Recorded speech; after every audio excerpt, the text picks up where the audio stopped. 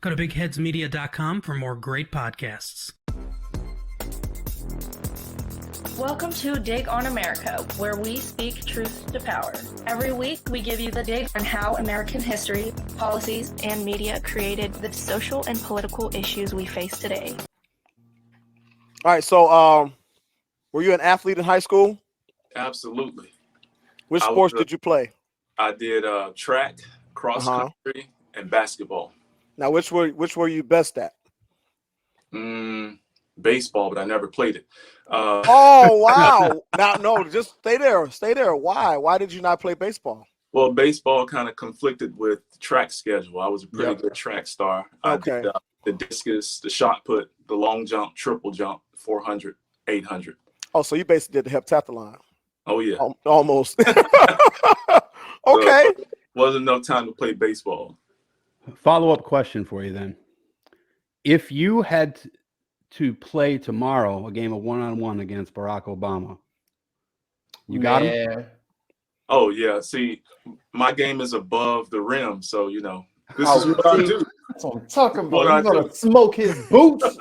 Barry better chill out. Barry what would Obama say as Allen dunked on him? Oh, that's a pretty good above the rim game, but I play more outside. I like to post him up, top of the key. That's where I live. That's my shot. He would probably say something like this. Allen, I see that's what you do. Oh, we got a Obama impersonation. It's an impersonate-off. Game recognized game. Give you a little dap. Absolutely. With his t-shirt tucked, his polo tucked into his sweatpants. I was like, Barack, stop it. Yeah, come on, dude. You don't go get some shorts right now. Let's not do that. Let's not do that. There must be something seriously going on with his legs for him to do that. Come on, quit playing. Stop tucking in stuff in the sweatpants. Making us look bad. Making us look crazy. All right. So before we get into our first topic of the day, Allen, if you would give everyone the elevator pitch on you, your platform, everything like that, and why you're running, and then we'll circle back to that again later. Okay. Yeah. So my name's Allen Ellison, running for the United States Senate. I'm a husband, a father, small business owner. I actually came from the District of 17, which is the largest, most red district in the state of Florida. I cut my teeth running for the United States Congress in 2018, where the Democratic nominee passed away. So it left literally 28 days to campaign for the congressional seat. I ran a 28-day campaign in 2018 without my name on the ballot and nearly won the congressional race. I gained about 117,000 votes. I was going to say, I thought it was like 120,000 votes that you picked up, and that's astonishing. In 28 days without my name on the ballot. So we made a great deal of waves in the political arena. And so in 2020 came around, I ran again, and then COVID hit, and all of us Democratic candidates who were trying to practice social distancing, a lot of us went to strictly virtual campaigns. But I'm here now running to unseat Senator Marco Rubio. My platform is very simple. It's about improving the quality of life for everyone. And that is very comprehensive in terms of how many different people that are adversely affected by the lack of leadership in the United States Congress and the United States Senate. We are looking to help those individuals who do not have a voice in Congress, people that feel overlooked, disregarded, and in some cases disrespected. We want to make sure that everyone would have a voice and have representation. And so that's why I'm running. There are so many issues. There are literally 55,000 different issues. So all of the issues that are important to my constituents are important to me. That's why I spend the most time being the most responsive, holding the most town halls, having the most civic engagement opportunities for citizens in the state of Florida and around the country, because people need to feel heard, and they need to know that there's someone willing to fight for what keeps them up at night. And so that's who I am. My gift is helping, and running for office is really just a way for me to maximize my gift. I have a question. hmm All right, so, and this is by no means saying that this is something that you might fall victim to, but it certainly seems that a lot of politicians, they come in with a lot of lofty ideals and aspirations, and how they get sucked into the machinery, so to speak. What would be your plan for recognizing that and continuing to remain true to your campaign promises and really trying to follow through on those things and not get sucked into the temptation that the political machine seems to suck so many into, where it becomes, oh yeah, well, I meant to do that, but XYZ and things of that nature. How do you plan to stay the course of the enthusiasm and idealism that you have right now?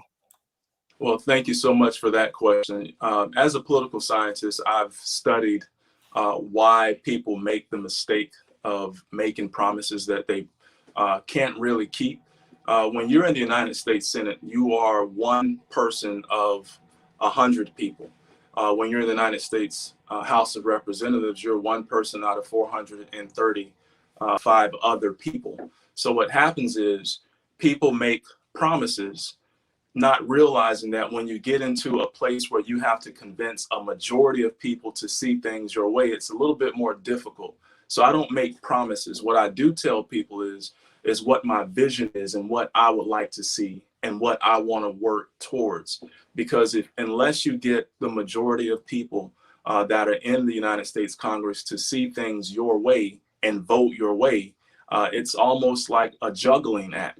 And part of the reason why a lot of people in Congress don't move forward is because they stay in their respective corners of the room on the issue of how are we going to pay for something. And so half of Congress feels that in order to pay for a program or a policy, we have to cut spending on existing programs. And then the other half feel like we need to raise taxes on certain individuals. Well, those certain individuals happen to be those ones in Congress who do not want to have taxes raised on them. So it begins to create a stalemate. And what I try to do is, as a political scientist, is to find those creative ways to get policy passed where it doesn't step on the toes of those who are a little bit on the wealthy side, and it doesn't infringe upon the services that are being provided by the United States government. So we don't want to cut programs, and we don't want to raise taxes, because there is a third, a fourth, and a fifth, and a sixth option if you are creative enough to create these types of revenue streams to pay for programs. If we're going to have universal health care, well, that is a $1 trillion expense. How is it going to get paid for? Is it going to be paid for by cutting programs? That's going to hurt people. Is it going to be paid for by raising taxes? That's going to place a burden on people. So we have to find creative ways to do this where it doesn't do either. And right now, we definitely do not have anybody in the United States Congress who's thinking like that. I'm thinking like that, and I'm putting together plans to be able to pay for these progressive platforms so that we can move forward.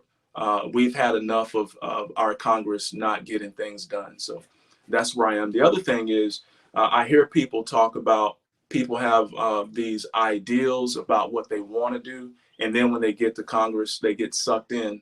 Part of it has to do with the fact that you have people who literally are saying anything to get elected, Right. without even knowing what to do once they get there. That's why, like, when you get to Congress, the first thing they do is they send you to school to learn how Congress operates, because some things are definitely not workable.